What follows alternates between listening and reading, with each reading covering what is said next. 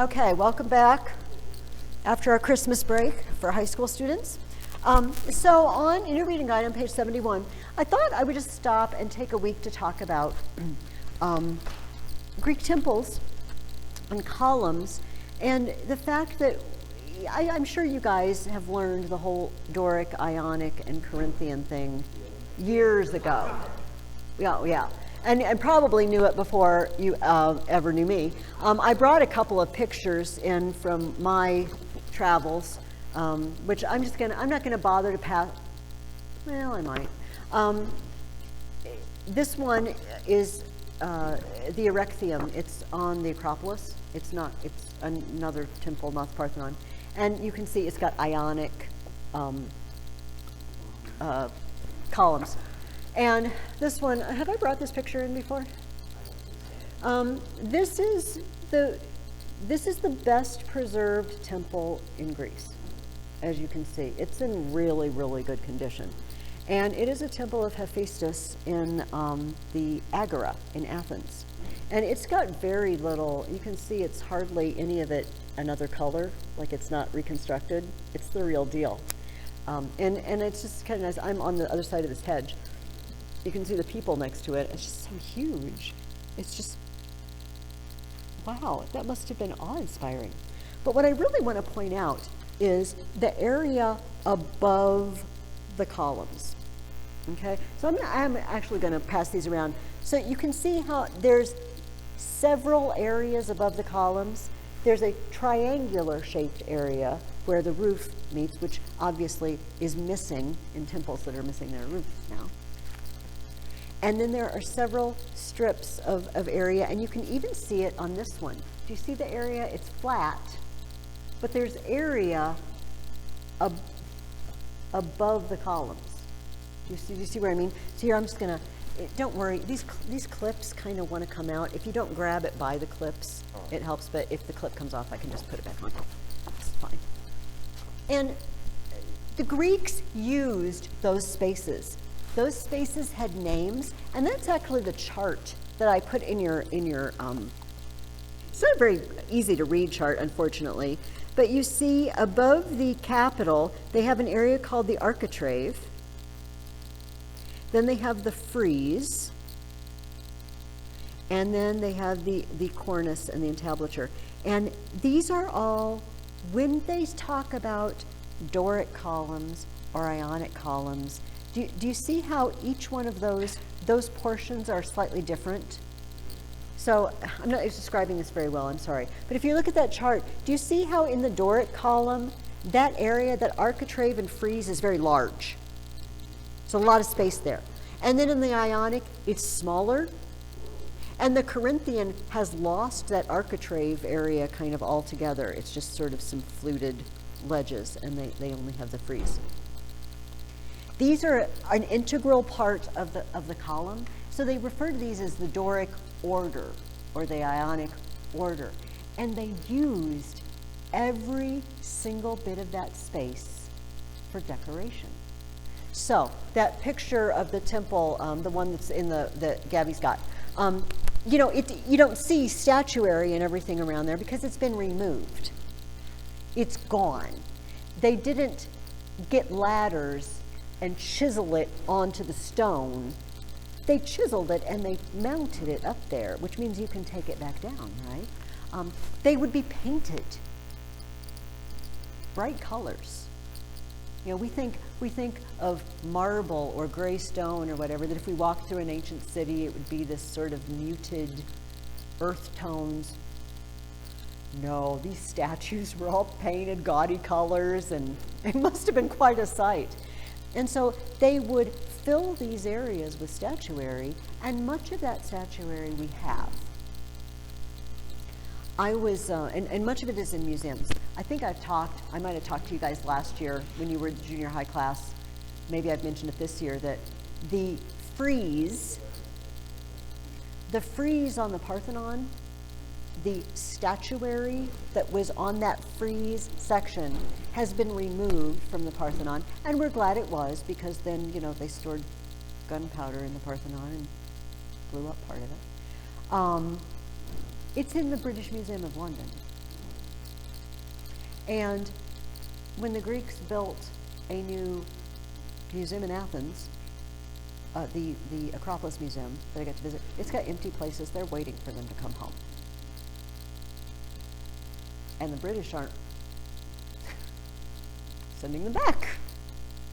And it's kind of a bone of contention that we have a lot of, in fact, that the island I went to with my son, the temple that closed before we made it there, its frieze is in Germany in a museum.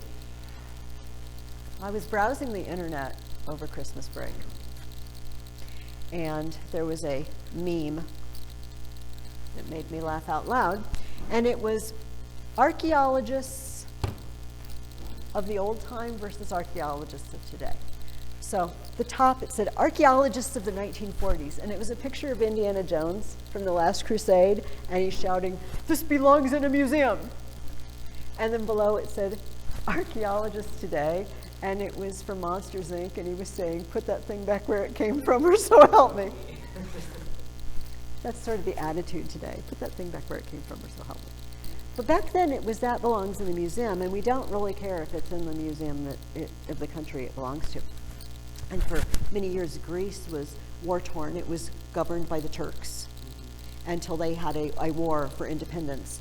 And apparently they were occupied by the Nazis. I kind of missed that. I guess I just ignored Greece after ancient times. And so we were wandering around in Greece, and we went in this little museum, and it was the Nazi museum. That makes it sound like they're glorifying Nazis. It was the anti-Nazi museum. It was the story of the occupation of Athens, of the occupation of Greece. And I looked at my son, I'm like, what? Nazis in Athens? I guess that makes sense. Anyway, as we read through these plays, there's a lot of sending to the oracle at Delphi. We're offering offerings at the local temple because bad things are happening in these plays usually. And I just wanted you to get an idea of what these temples look like, and that it wasn't just a matter of some of our columns are flat, some of them are curlicue, and some look like they're growing leaves, which is mostly Romans use that anyway, of the Greeks. There was a defined order of the whole column, above it, below it, size of it, tapering of it, fluted, non-fluted. All of this was an integral part of it. And a lot of it we can't ever take in, even in the best kept temple, because parts of it have been removed. And the paint is gone. And that sort of thing. Picture that world where they're going to these temples, these huge, beautiful temples, with the elaborate scenes of the gods around the side, all painted gaudy colors. And then we'll be in their mindset. All right, I asked you to read one play, and it's a doozy. This play is probably, I bet this is the most famous Greek play that we have. I told you we have, a little over 30 plays left, but almost everybody knows this play. Everybody who went to see this play already knew the story. It's like going to a movie called Hansel and Gretel. I mean, she's getting shoved in the oven in the end. Spoiler alert. We all know what's going to happen, but it's how the director treats it. That's what we care about, right? Yeah, you know what's going to happen. What are we going to say? But it was what we do with the material. I also mentioned that Sophocles, our author, wrote 3 plays about this. We're going to read all 3 plays, but they weren't 3 together. They aren't a trilogy. Does that make sense? They weren't all performed in the same year. But apparently he was just really, really interested in what is up with this story. While we talk, I want you to think about this, and you're going to have a lot of material for this when we're done. Your writing assignment is simply one of our short response summas. All right? 250 to 300 words. You do not, Hannah, you do not have to count your words. You can if you want to. I feel like, I haven't told you yet, I feel like you do take, it's like to your honor when you get it really close.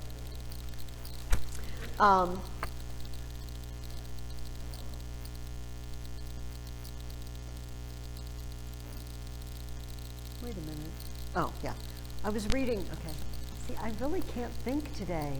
My brain doesn't work. Sometimes when we take a break and I come back, I get really nervous right before because I think, I don't think my brain works anymore. I don't think I can do this. I was looking at the paper title that you just gave me, and I was like, didn't they already do that? Okay, now I'm looking. Who is to blame for Oedipus's fate? Whose fault is what happens to him? I don't want you to respond right now. We're going to explore that. We're going to spend pretty much our whole time together talking about this, among other things. Whose fault is it? Yes. Okay, you know what? Don't worry about it because we're going to go through the play. Let it go. Let it go. I want to go through our questions. Also, if we go through the questions together, it will remind you, Carson. When the play opens, we're in Thebes. Sometimes they refer to this as the Cadmean city or the city of Cadmus. Thebes was founded by Cadmus. He's the guy whose sister Europa just thought it was a good idea to get on a random bull's back and swim out to sea with it when it happened to be Zeus. She did not know it was going to, but I feel like getting on a string, I feel like, you know how you tell children don't talk to strangers and things like that? Don't climb on the back of random bulls. That should be, anyway, she did, and she swam off, and then Cadmus is her brother who was sent off by their dad, go find your sister. Go find your sister. And but he gets a vision. Yeah, basically, don't come back if you don't find her. But he has a vision saying, yeah, don't worry about your sister. All's cool with your sister. You go find a cow, and then follow the cow till the cow lays down, and then build a city. Okay, Thebes. Is this? Yes, say it. All right. Is this the part where he sows teeth? Yes. So there's a dragon there guarding something it escapes me currently, but somehow he acquires these dragon's teeth. Some of them get sent over to Medea's dad, EETs, and they come up with Jason and the Argonauts, the same teeth. Yeah, and he sows the teeth, and guys just grow out of the ground. I know. And they start killing each other. And then when they get it down to like the ones that can't kill each other, like, great, you're welcome to Thebes. Your new city. Is that better than the Romans? The Romans kidnapping their wives? Talk about that next year. So this is Thebes. And if you remember, Thebes had a problem for a long time. It was called the Sphinx. And the Sphinx was not exactly like the Sphinx we think of Egypt. It was a lady with wings, but a lion body. Sometimes there's different accounts of it. But it was freaky and dangerous, whatever it looked like. And it asked you questions. It was highly questionable. It asked a question, it asked a riddle of every passerby. And if the passerby could not solve the riddle, the passerby died. I do not know how the Sphinx killed said passerby. I don't know if it was by devouring or clawing or I don't know. But it's not something somewhere you wanted to go. But Oedipus came along. Oedipus, whose backstory we uncover in the play, but whose backstory the people would have known who were hearing seeing the play. He came along in his adventures, and the Sphinx asked him the famous question, what is it that goes on 4 legs in the morning and 2 legs at noon, and 3 legs in the evening. And he being very, very smart, much smarter than me, because I would be eaten by the Sphinx now. The answer is man. Human beings crawl on all fours when they're babies. They stand on 2 legs when they're adults, and in old age they lean upon a stick or a cane, 3 legs. That's so smart. Well, it's easy now. Also, if there was some monster asking me, I might not be able to think very clearly. I don't know the answer to that. Maybe the Sphinx has a stopwatch. Go. I feel like I'm not a good riddler, so I would probably be dead. Yeah, no, the pressure would be enough to put me off that. But Oedipus solved the riddle, and the Sphinx, in horror and disgust at being overthrown, kills itself by leaping off a cliff, which it had wings a minute ago. You can choose not to use them. That'd be hard, though. This is a problematic story. It's kind of like You would think. I'm falling. Maybe this version didn't have wings. We're asking way too many questions here. Yeah, it's a Greek play. Yeah, we just let it go. Let it go. So, Oedipus is hailed as the savior of Thebes. And I want to say this because it makes it a little less when it's not like he set eyes on Jocasta and it was wild love at first sight or anything like that. It was more like this. Oh, buddy, you saved our city? It just so happens our king has died. Would you please be king? Oh, and by the way, his wife comes with the job. His wife, you get the wife and the palace with the job. Now, I don't know if that makes the whole situation a little bit more tolerable, but it wasn't, it's still weird. But they didn't know. And it was a normal thing to do. Obviously, there's an age difference involved here, but this was a normal thing. They're missing a king. Okay, they need a king. I'm a hero. It's a match made in heaven, right? I'll be your king. Perfect. So that is what has happened. But it has happened some years ago, because at this point, Oedipus has been king in Thebes for a while, because he has 4 children. And he even mentions that their 2 sons are old enough to take care of themselves. So there's children of a certain age. And the first question I asked you was, what is the problem in Thebes at the beginning of the play? Gabby.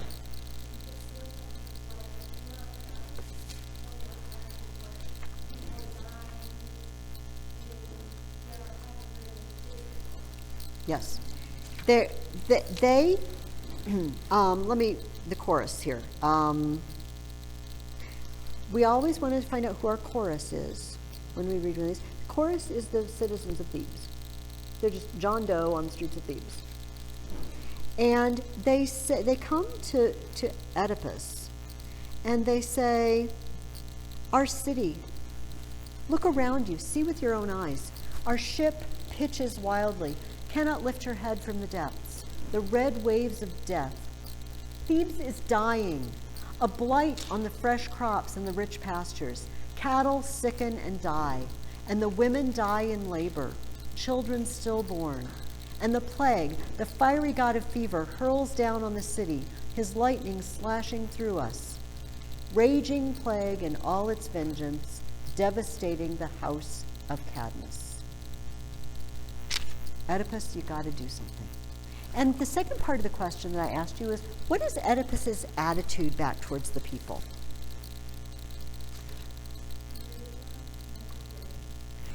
He grieves for them. He says this, my children, first of all, he calls them children.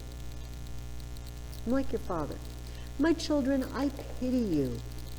I see. How could I fail to see what longings bring you here? Well, I know you are sick to death, all of you. But sick as you are, not one is sick as I. Your pain strikes each of you alone. each in the confines of himself, no other. But my spirit grieves for the city, for myself and all of you. I wasn't asleep, dreaming. You haven't wakened me. I have wept through the nights. You must know that. Groping, laboring over many paths of thought. I am grieving with you. And in fact, more than you, because you each have your own grief, but I have all of your grief because I'm the king. It all rests on my shoulders. Those of you, some of you read Henry V with me.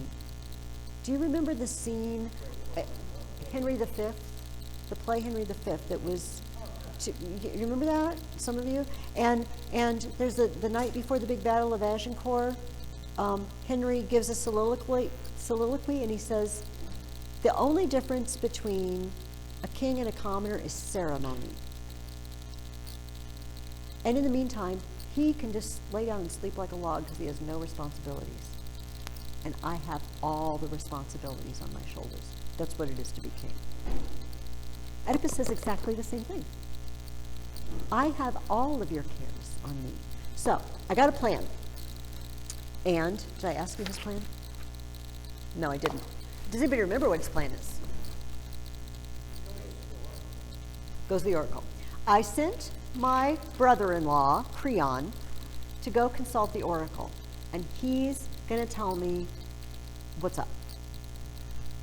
And so Creon comes back, and he says this to Oedipus. If you want my report in the presence of these people, I'm ready, or we might go inside. When a messenger comes back and says, well, I could tell you in front of everybody, or we could just go inside. What does he really want to do? He just wants to go inside. I don't really want to say this in front of everybody. But Oedipus, speak out. Speak to us all. I grieve for these my people far more than I fear for my own life. And Creon drops the bomb. Drive the corruption from the land. Don't harbor it any longer, past all cure. Don't nurse it in your soul, root it out. And Oedipus says, well, what's the source of trouble? Figure it out. And it is pay the killers of Laius, our former king, back. We never caught the king's killer. And the presence of the murder is blighting our land. You know, this is it just occurred to me, it's a very biblical concept of yes, corruption blighting your army or your land, that the land grieves and you've got to get rid of it, that it pollutes, that sin pollutes everything it touches. It's like grease, you know? You touch it, you can't get rid of it. It's awful. It pollutes everything it touches. And so the murder of Laius has polluted Thebes because they've not found the murderer. Great, no problem. Let's find the murderer. So Oedipus says, but where? In the palace, the fields, or foreign soil? Where did Laius meet his bloody death? No messenger, no fellow traveler saw what happened? Someone to cross-examine? I don't know about you guys, but the first thing I think is, why has it taken him years to ask these questions? Hello? You've got 4 children, 2 of whom are almost grown. How long have you been here? You never even asked Jocasta, so what happened to your husband? Well, what happened with that? They never asked. Now, we do let him off the hook a little bit, because right after that, they say, Creon says, Oedipus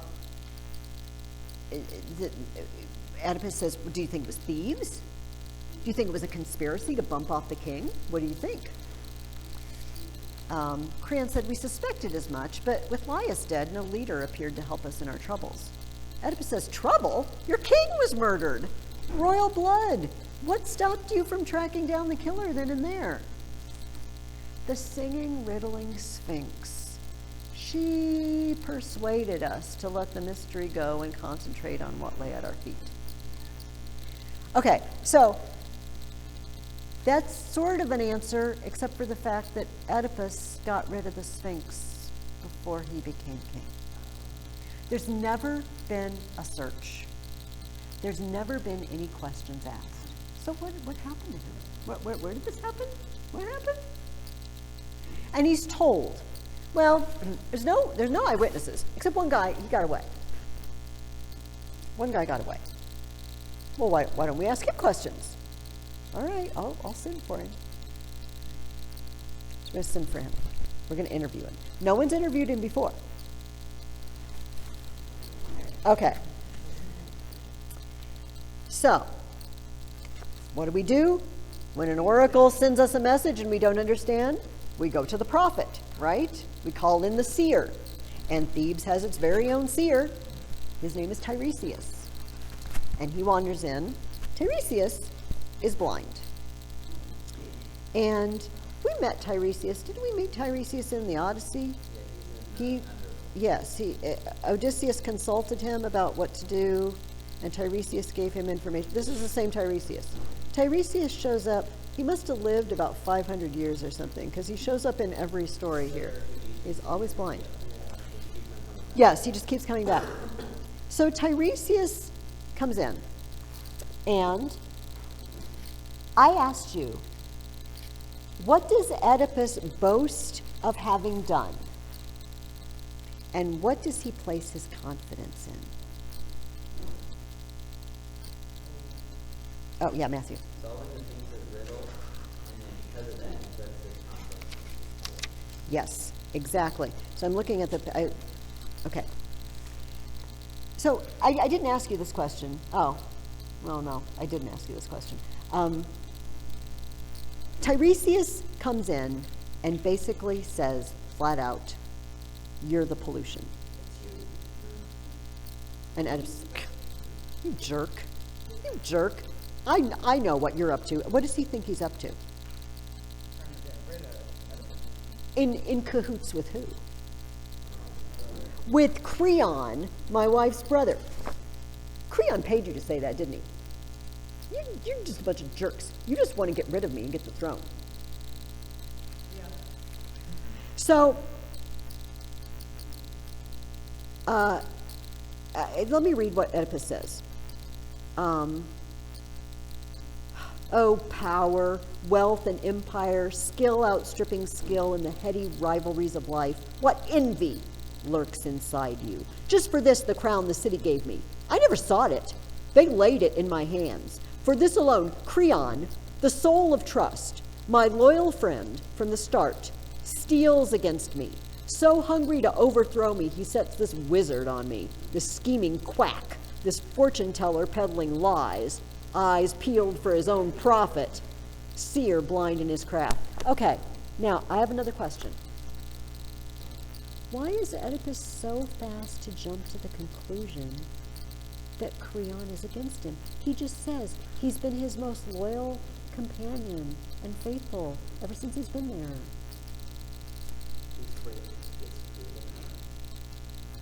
Perhaps it's very, this is a rhetorical question that I'm asking you. I do not have an answer or an answer I'm fishing for. What do you think, Gabby?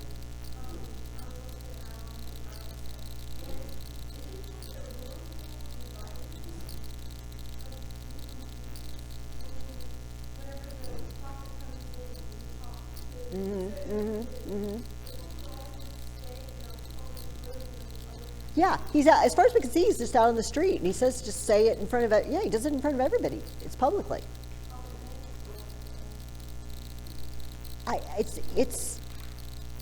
I have no answer for this, but it gives us a peek into what Oedipus is like. He's just really fast to assume, everybody's against me. You're being paid to do this.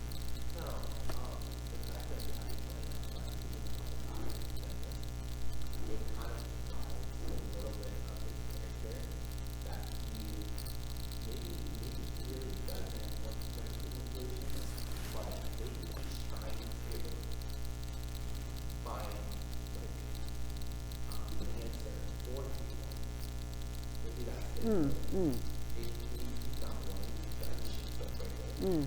But maybe he has to maybe his policy. Perhaps. Because people are actually, they Yes. want an answer the moment they hear, why is it you? Yes. And of course, he does not believe him in his heart either. There is no way I did this. I am not responsible for this. So he doesn't even think it's a possibility. So in his mind, I'm innocent of this. This is a lie. Anyway, Oedipus is, for whatever reason, for reasons of diplomacy or policy or personal character, he's very quick to turn the tables on Creon and accuse him of something. And then he continues. This is right after where I left off. Come here, you pious fraud. Tell me, when did you ever prove yourself a prophet? When the Sphinx, that chanting fury, kept her death watch here? Why silent then? Not a word to set our people free. There was a riddle, not for some passerby to solve. It cried out for a prophet. Where were you? Did you rise to the crisis? Not a word. You and your birds, your gods, nothing. No, I came by. Oedipus the ignorant. I stopped the Sphinx, with no help from birds. The flight of my own intelligence. Hit the mark. A little bit.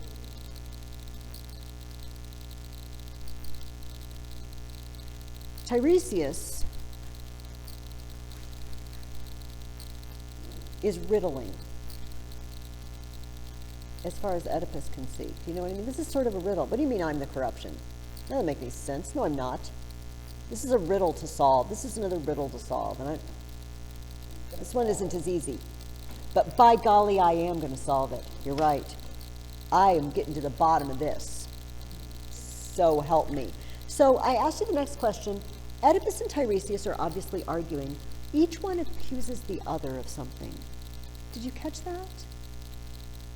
Each one says to the other one, you are...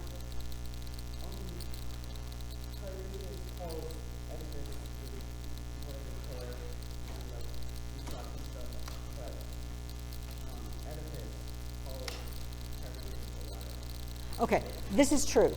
I cannot say that is not what I'm fishing for, but that is not a wrong answer. They accuse each other of the same thing. Yeah, I don't know. A little bit. A little bit, because he's saying Tiresias has been corrupted by being bribed. Matthew, do you think you know? Okay.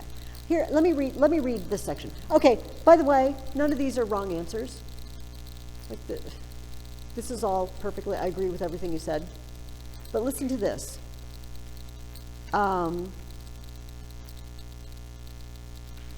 Oedipus, I'm going to keep this spot.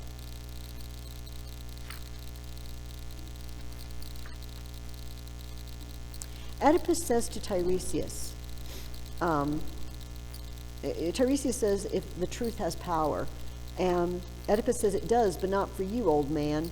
You've lost your power. Stone blind, stone deaf, senses, eyes blind as a stone. It's a little rude. But on the next page, here's what Tiresias says. You with your precious eyes, you're blind to the corruption of your life, to the house you live in, those you live with. Who are your parents? Do you know? They each tell the other one, you're blind. And they don't necessarily mean just physically. I don't even think when Oedipus says, you're stone blind, stone deaf, he's not deaf. He's just saying, you're completely ignorant, you have no idea what you're talking about. And it just so happens you are actually physically blind, too. But Tiresias is like, you think I'm blind? You think I'm blind? Oh. Who's blind? Yes. And you will be in a month or so.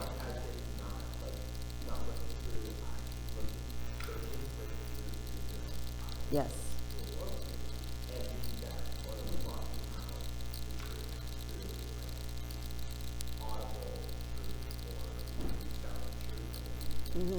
Yes, yes. Also, Oedipus will be actually blind in view. He will be blind shortly, physically blind. And also, so keep that in mind that, we can not know things for two reasons. Thomas Aquinas talks about this a little bit. He said, sometimes we're ignorant and it's no fault of our own. We just don't know something. And sometimes we're willfully ignorant. We don't want to know. And so we just kind of pretend we don't know. So you kind of think your mom told you not to eat those cookies that she baked, but you're not really totally sure that's what she said. I don't know. I didn't completely hear. It was kind of muffled. I think probably she said something else, and I'm willfully ignorant. Do you see? I mean, that's a silly example, but people do that sort of thing. And so Thomas Aquinas said, sometimes we set our minds not to know that something's a sin, not to know. We could know, we could find out. We could go ask, we could consult scripture, we could go to pastors, we could go to other Christians, and ask, but we don't really want to do that because we'd like to do this thing, and we don't really want to know the answer. I just want to remain ignorant, and then I can just plead ignorance. But Aquinas is like, yeah, that doesn't work, because you did it on purpose. And so I want to just remember that, we'll come back to it, the ways in which maybe Oedipus has been blind, stone blind and stone deaf to the truth. Okay. So already, before he meets with Tiresias, he has pronounced a curse on the murderer, right? He says, whoever he is, a lone man unknown in his crime, or one among many, let that man drag out his life in agony, step by painful step.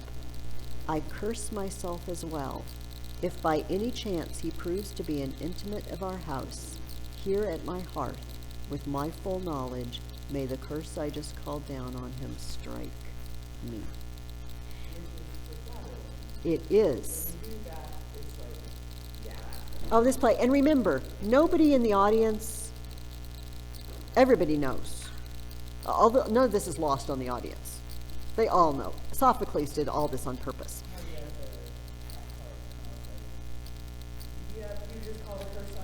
Yes. And at the beginning when he says, no one's sick as I am. Oh, sweetie, yeah, you're right. That was a bad choice of words. Then on the next page he says, I'm the king now. I hold the throne that he held then, possess his bed and a wife who shares our seed. Why, our seed might be the same. Children born of the same mother might have created blood bonds between us. In his hope of offspring had he not met disaster. So I will fight for him as if he were my father. Stop at nothing. And you will fight for him as if he is your father, and he is your father, and that's going to be your undoing. So back to Tiresias. Tiresias knows how to give as good as he gets, And Tiresias says, absurd am I to you, not to your parents. The ones who bore you found me sane enough. Oedipus says, parents? Who? Wait, who is my father? He says, this day will bring your birth and your destruction. Oedipus says, riddles. All you can say are riddles, murk and darkness. Tiresias says, but aren't you the best man alive at solving riddles?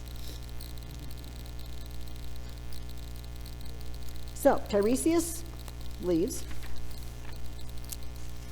and Creon comes in.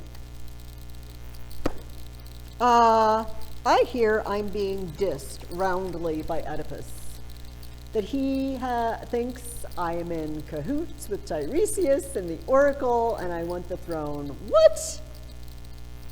And the leader of the chorus says this, well, true, but a slur might have been forced out of him by anger, perhaps, not by any conviction. Creon I think he's just a little high-strung right now. He didn't mean it. Corinth is trying to smooth things over. Creon comes in, and he gives another one of these Henry V-ish speeches. Creon says to Oedipus, let me find it.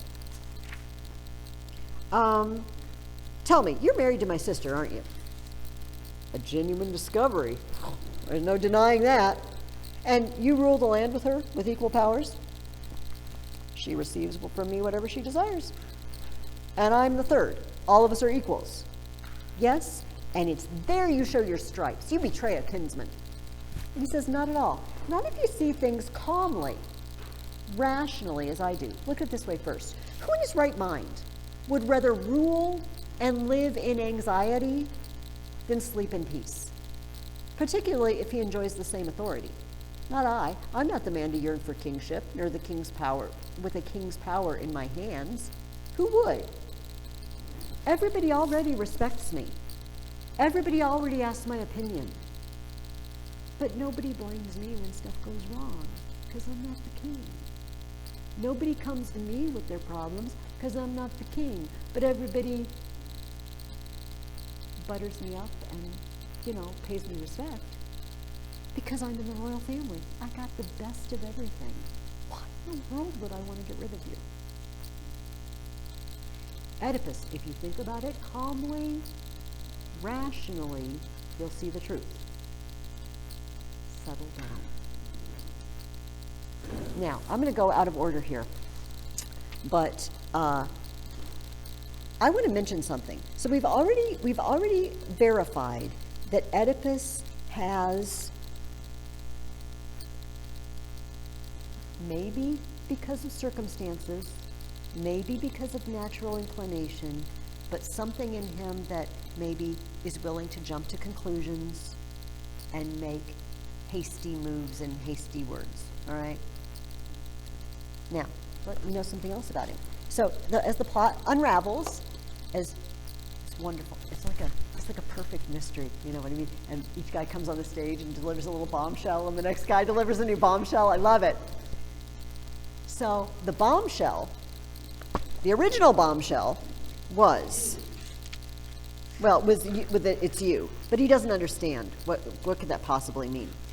But this is Jocasta says.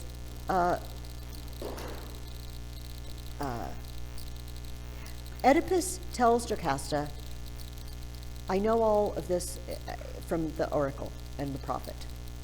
And she says, a prophet? Well, then free yourself of every charge. Listen to me and learn some peace of mind. No skill in the world, nothing human can penetrate the future. Here's proof, quick and to the point. An oracle came to Laius one fine day.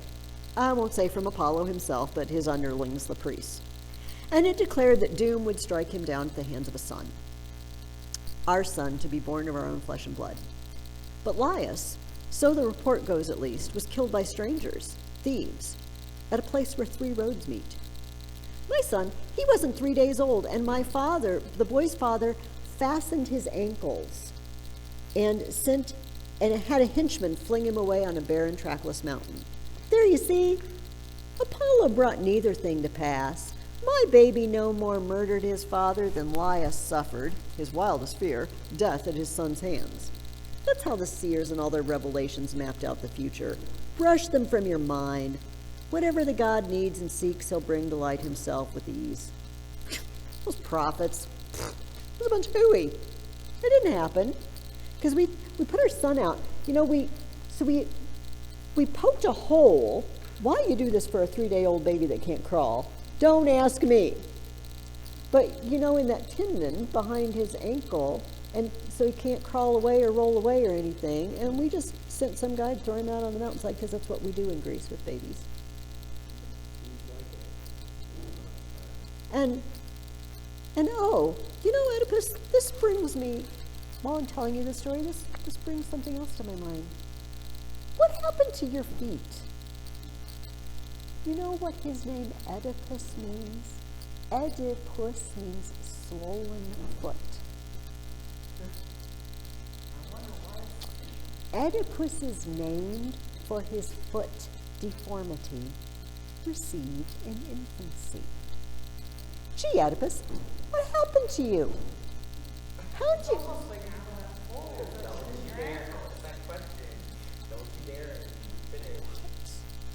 She's never asked him in all these years, what's up with your feet?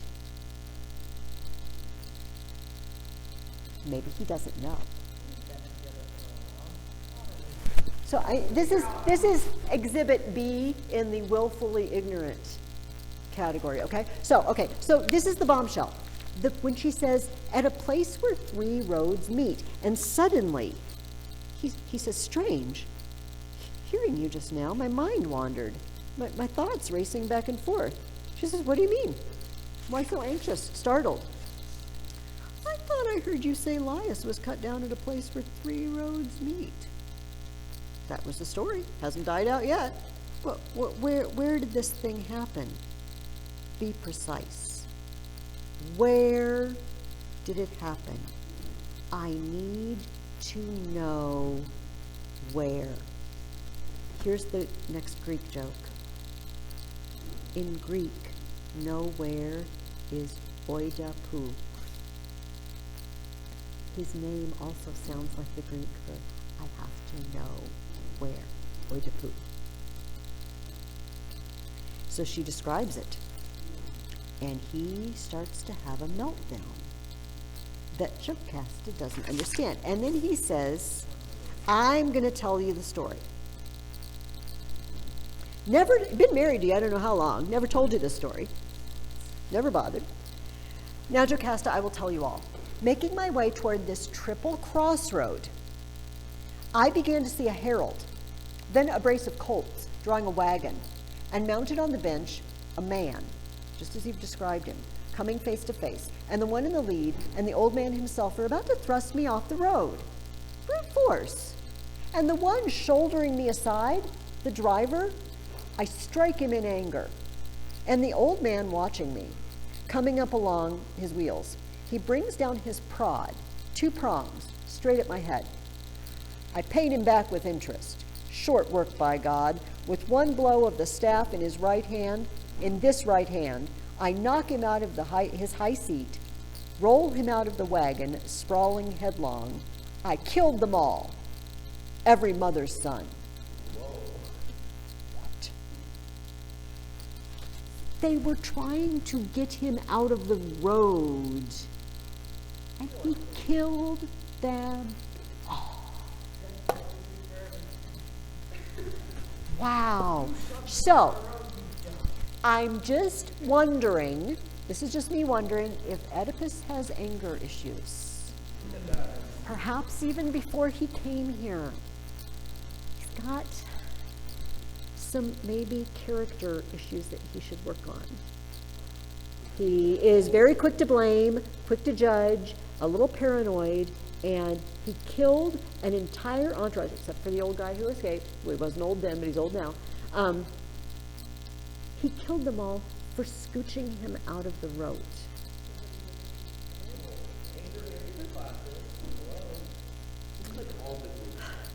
He doesn't apologize for this, however. The only thing he's actually concerned about is, oh my gosh, I think that was the king. He doesn't seem repentant that, oh my gosh, I murdered a whole entourage of people. It's more, yeah, and I think that one guy was your king. Oh, no. I am the corruption. Shoot. But wait, there's more.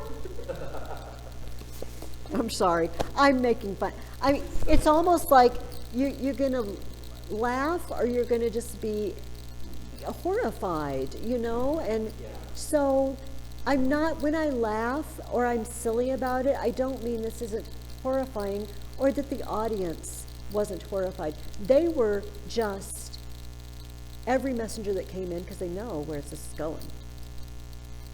Like, oh no, what's this one going to tell? What's that one going to tell? So the next bombshell is, I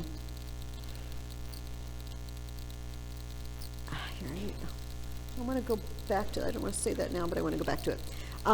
A messenger arrives from Corinth, Oedipus' hometown, and he says, oh, you know what, the king of Corinth is dead, and they want you to come back and be the king.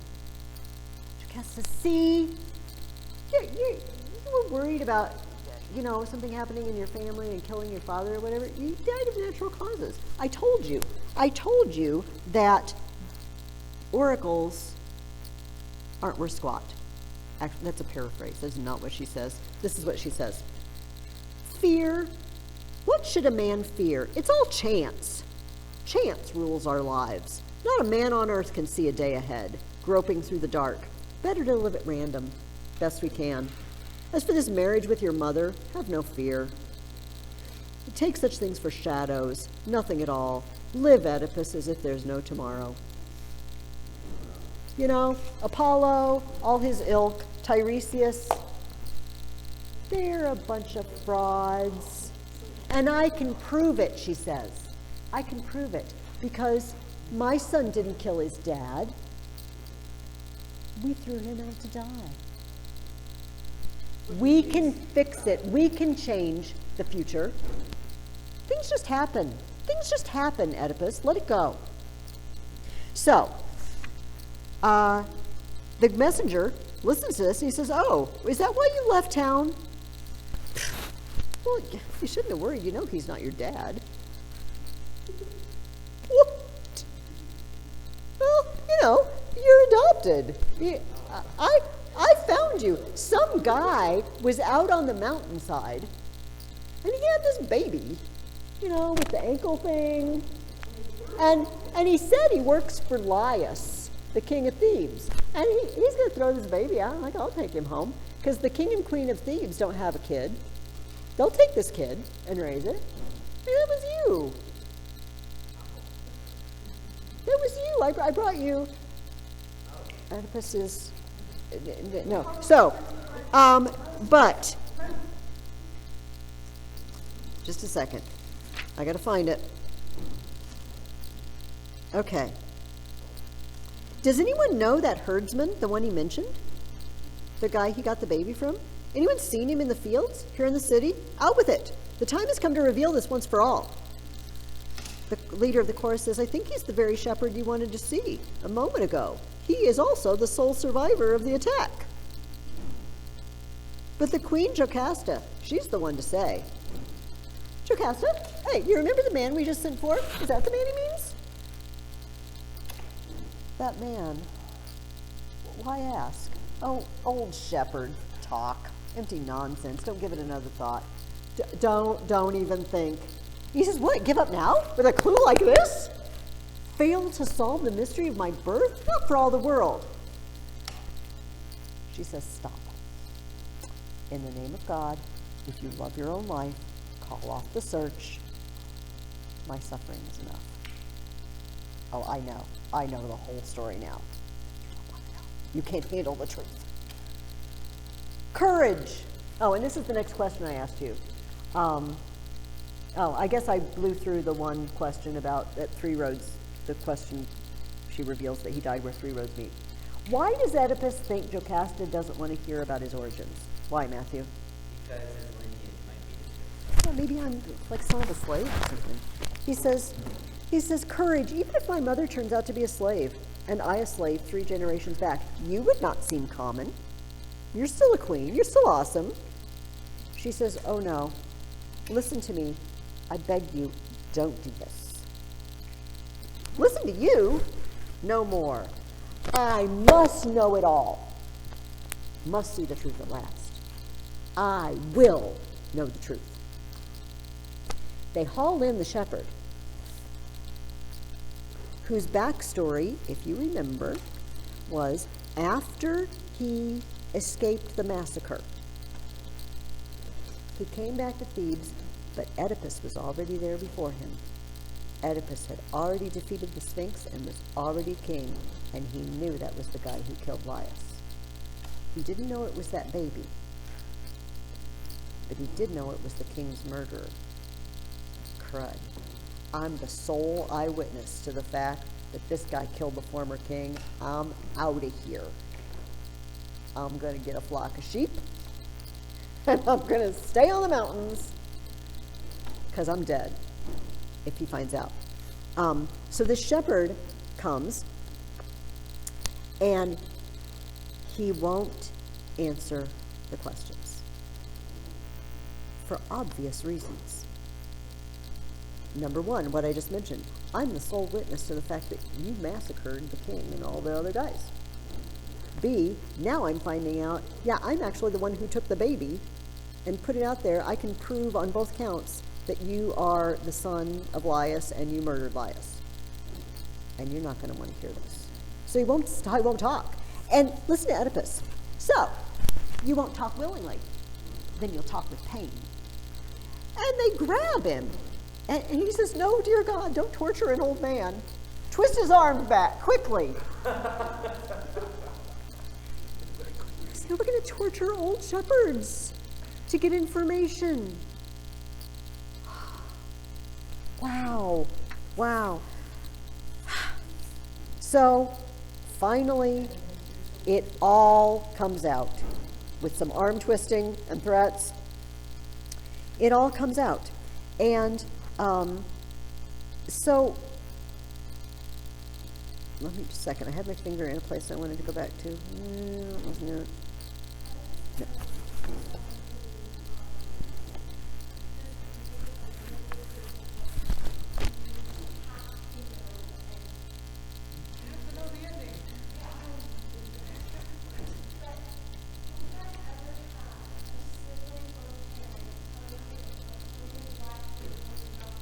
No. Oh.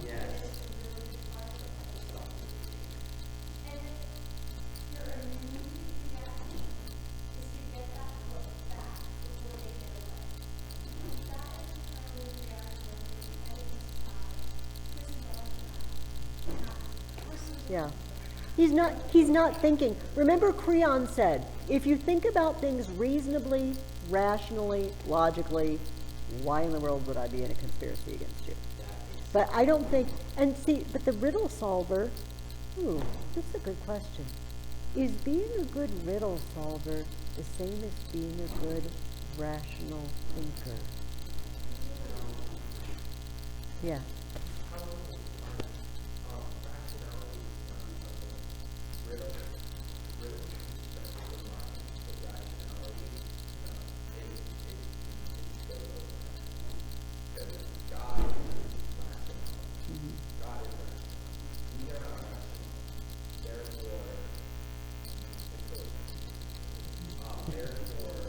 Thumbs up.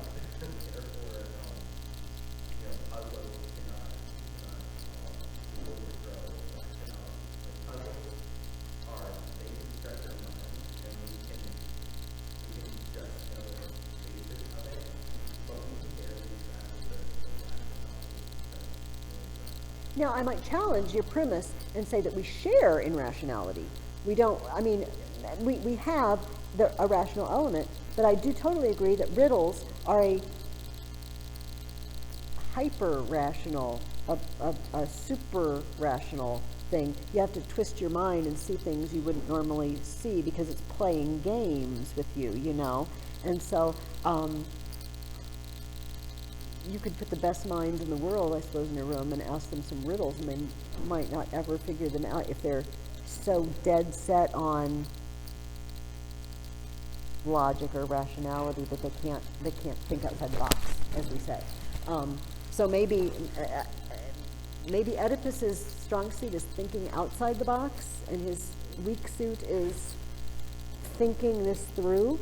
But I know that my experience of that, Gabby, is having a child interrupt me while I'm reading a good book. Doesn't happen anymore because I got rid of all my children, but did not throw them out in the woods. They just, eventually they go. And now I can read whatever I want, however long I want. Then they call me on the phone. What's reading? No, don't tell them I do that when I'm recording this for posterity.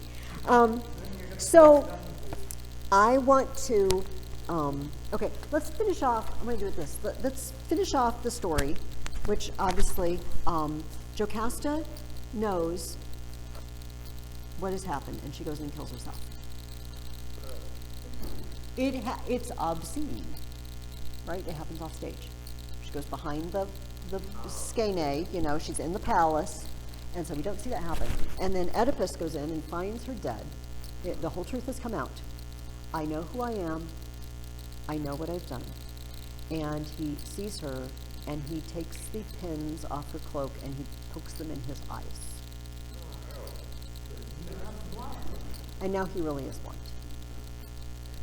That was dang the guts you gotta have in order to do that. And he says that let me find this. I want to read something else he said. Okay.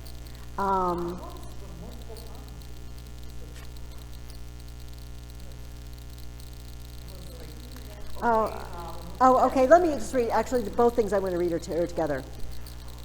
They said, what superhuman power drove you on? How could you do such a thing? Why and how? He says, Apollo, friends.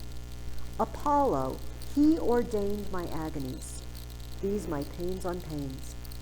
But the hand that struck my eyes was mine. Mine alone, no one else. I did it all myself. What good were eyes to me? Nothing I could see could bring me any joy. What can I ever see? What love, what call of the heart can touch my ears with joy? Nothing. Because everything's going to remind him of the horrors of what he's done. Now, I need to tell you something about this play. This translation is called Oedipus the King, and often it's referred to as Oedipus Rex. Maybe you've heard the term Oedipus Rex, which would be Latin, right? But in Greek, the name of this play is Oedipus Tyrannos, Oedipus the Tyrant.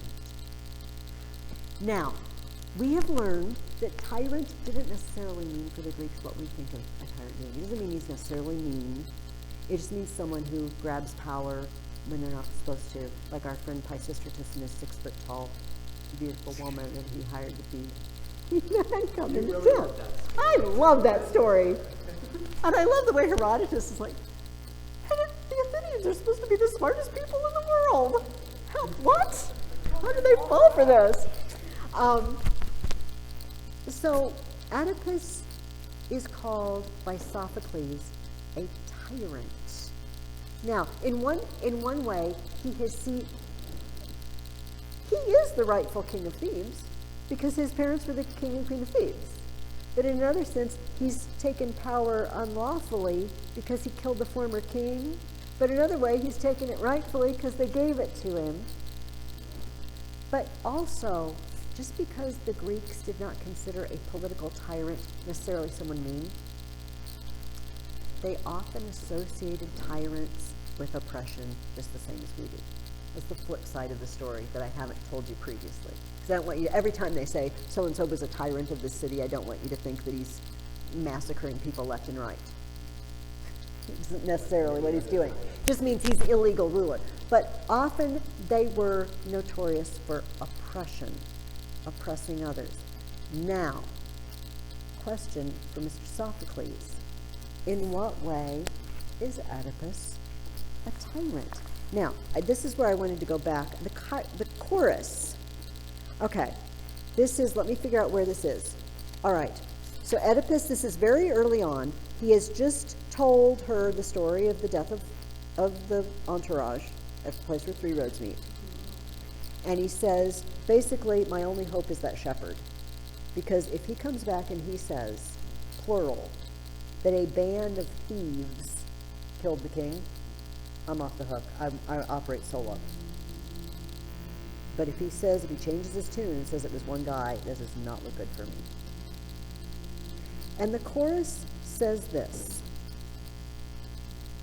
pride breeds the tyrant, violent pride, gorging, crammed to bursting with all that is overripe and rich with ruin, clawing up to the heights, headlong pride crashes down the abyss, sheer doom. No footing helps, all foothold lost and gone. But the healthy strife that makes the city strong, I pray that God will never end that wrestling. God, my champion, I will never let you go. All right. There's a healthy politics, a healthy strife in a city. You know, a give and take, rulers and subjects and everything, and then there's tyrant. So the chorus has already, halfway through the play, referred to someone as a tyrant. Now, at the very end, I noticed something. You know, he asks Creon, okay, no, let me, all right, Creon, Oedipus is out, he's blind, he's crying, everybody's crying, it's all bad. And Creon says, enough, you've wept enough, into the palace now. We are on exhibit here for the public. Maybe we could just take it inside. You know, like I wanted to take it inside earlier when I was going to give you the news, what the oracle said. Oedipus says, I must, but I find it very hard. Time is the great healer. You will see. Oedipus says, I'm going. You know on what condition? Oedipus is laying down conditions. I'll go, but you want to hear my condition? Creon says, tell me. I'm listening.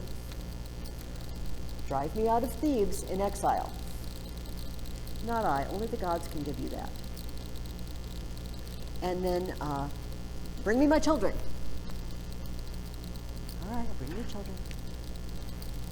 Oh, my poor children, you know, and he touches their faces. No one's ever going to marry you. This is a very, very uplifting speech for his little girls. Who's ever going to want to marry you? Then Oedipus says to Creon, take me away, it's time. Come along, let go of the children. No, don't take them from me. No, not now. No, no, no. And Creon says this last thing Creon says in the play. Still the king, the master of all things, no more. Here your power ends. None of your power follows you through life.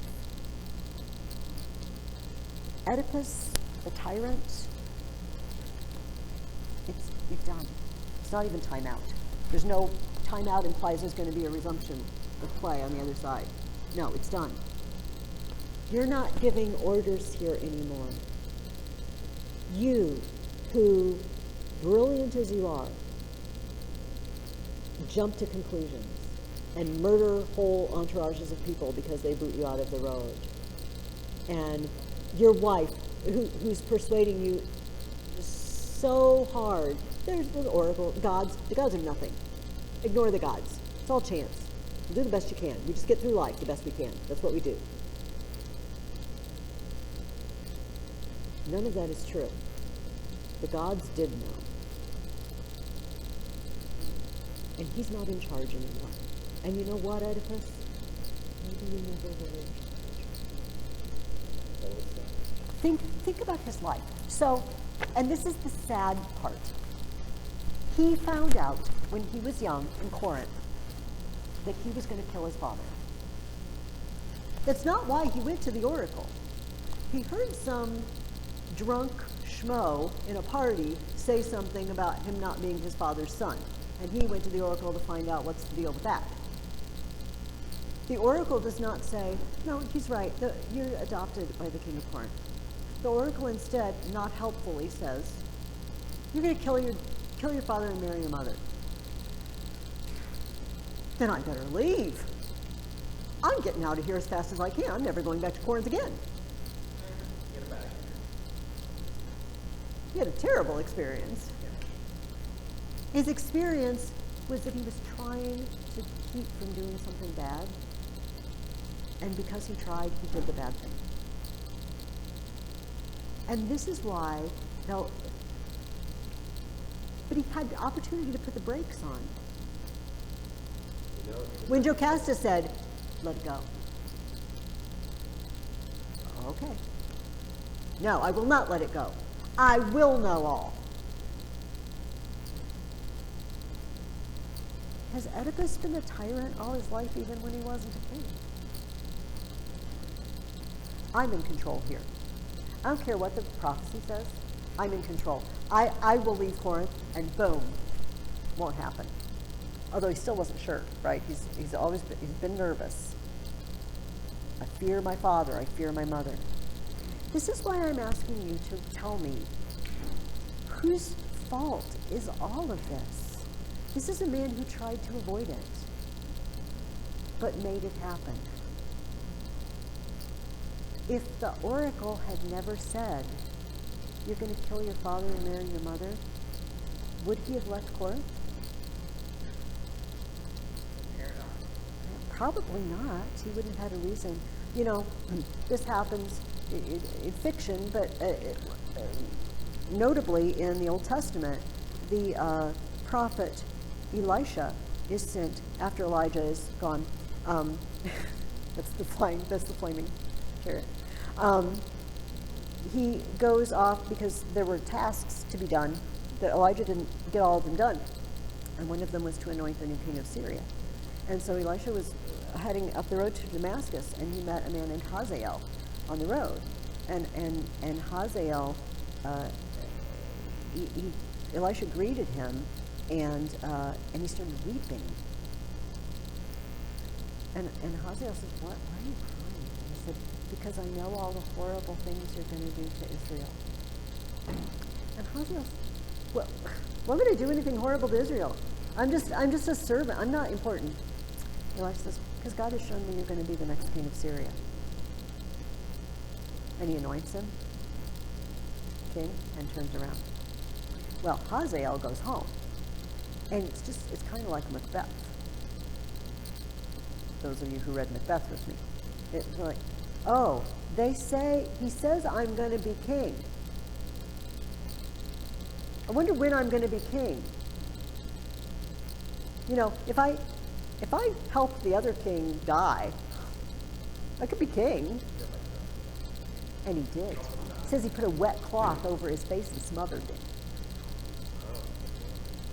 I'm pretty sure that's the one. There's a lot of killings in the Bible and elsewhere. I have trouble keeping track of all of them. I'm pretty sure that's the soak a cloth and Hazael smothered, and he wasn't. And you know what? The Syrians attacked Israel, and they butchered women, children. Hazael did terrible things to Israel. Elisha was right. But, you see, would he have gone home and murdered the old king if Elisha hadn't said, "You're going to be the next king"? It's that. Which comes first, the chicken or the egg, the prophecy or the reality? You know, would the reality have happened without the prophecy? It's very difficult. But this is not a solvable problem for us. And there's no right answer to the question, who's responsible for this mess? I just want to get some feedback from you. Like, what do you see? Do you blame Oedipus? Do you blame Apollo? Do you blame his parents? Do you blame the drunken guy at the party? Yes. Who is responsible for Oedipus's fate? Who do we blame? Oedipus.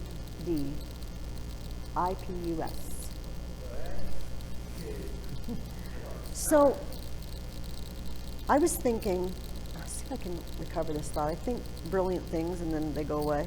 And I can't ever prove they were brilliant, you know, because I don't write them down. But I was thinking,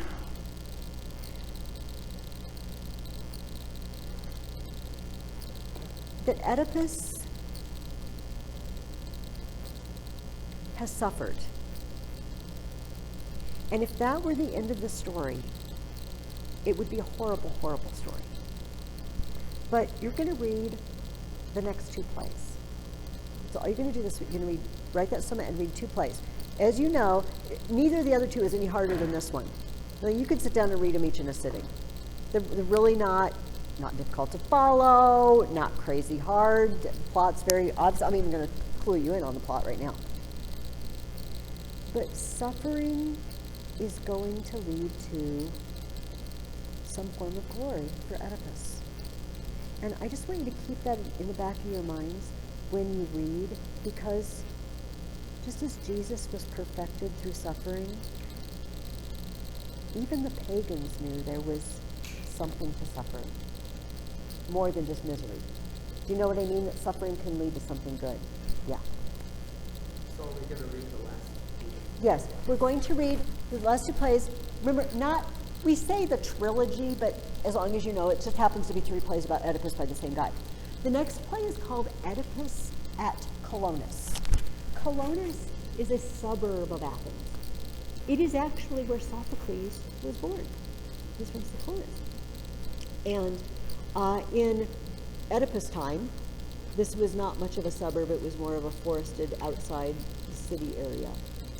And in the play Oedipus at Colonists, Oedipus has been wandering blind, led by one of his two daughters, Antigone. Her name looks like Antigone. They say it Antigone. If you call her Antigone, I'm not going to tell him Antigone. Because he can't see, right? He needs a guide. And she's devoted her life to taking care of her dad. And they show up in Colonists, and suddenly Oedipus seems to know about a new prophecy. That whoever has him when he dies will receive great blessing from him. He's a curse in life, but he will be a blessing in death. And he seeks to be taken in by Athens and to become a blessing to Athens by being there in her suburb. I'm going to tell you the whole plot just because it makes it easy for you to read, and then also everybody who saw the play the first time knew the whole plot anyway, so you don't lose anything. Word has gotten out. Back at home, his two sons, Eteocles and Polynices, they made an arrangement to be king on a year, off a year, take turns. But one of them got to be king and he didn't want to take the off a year, you know what I mean? It's like, I like it, I'm just going to stay king. Good luck, get a new job. And I'm pretty sure that's Eteocles. Polynices goes out and he recruits other kings from neighboring towns, and he decides to attack his home city of Thebes to take what's rightfully his. But they get wind of this whole prophecy and like, ooh, I wish Dad should come with me, because then he'll be a blessing to me. They both want their dad. They didn't want him all these years. And basically he tells them where to stick it and what they can do with it. Because they, where have you been?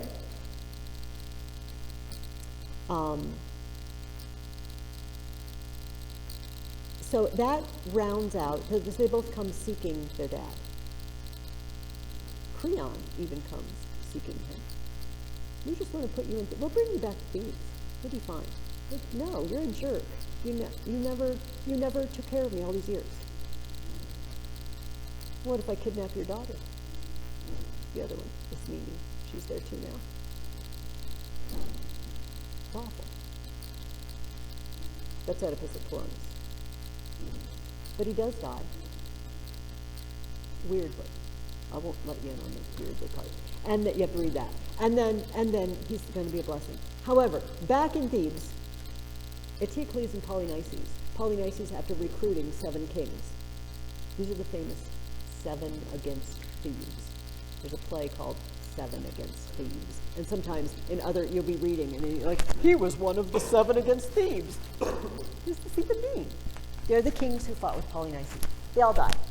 They'll die, and Polynices and Eteocles die too. They're dead. And so Creon is the only one left, to take over. He's like, okay, I'll be king. He's old by now. And he's not as nice. Some of the other plays, he's not as nice. He's not as nice. So the final play, Antigone, that you're also going to read, is a story of how Oedipus is dead. So Antigone has no job anymore because that was her job. She goes home, and her brothers are dead. And Creon says, Eteocles, he was king, and he was just defending Thebes. He deserves an honorable burial. Polynices, he attacked his own city. We're just going to throw him out, and I'm going to execute anybody who tries to bury him. No burial for Polynices. And you know what that means to the Greeks, right? There's shades wandering around, and they can't cross the river Styx, and it's not good. It's not good to just lay unburied. No, even today, we don't want to just throw bodies out and let animals eat them, even though we don't think it affects necessarily your afterlife. We still wouldn't want to do that. But they thought it did affect your afterlife. And Antigone has a question for herself. Do I obey Uncle Creon? Or do I obey the gods who say that we bury the dead? What do I do? Who do I owe allegiance to? I'm not going to tell you what decision she makes, because then you have to read. That's what we're going to read. And so, this is all, I feel like, somber and depressing. But I just want you to focus on, no, I don't know what I want you to focus on. The fact that Oedipus through suffering can become a blessing. Why don't we focus on that this week? And even the pagans had a glimmer of that, you know? All right, thank you for listening. All right. We're also, you know, we only have 14 more weeks. Actually, we have more than that because we have 15, because I'm going to make you watch a video again, you know, or if I could get us all together, that'd be awesome. But anyway, yes, sir. Sorry. We're reading Oedipus of Colonists and Antigone. The next two plays, and they're in your reading guide. What? And your Summa. Who is responsible for Oedipus's fate? Whose fault is it? Can we take this from a biblical? Oh, you can take it from any perspective you want. I'm asking you. I'm not asking what do scholars say and I'm asking you. You read this story. If you were going to blame someone for this mess, who would it be? Just you. Okay? All right. I will see you next week.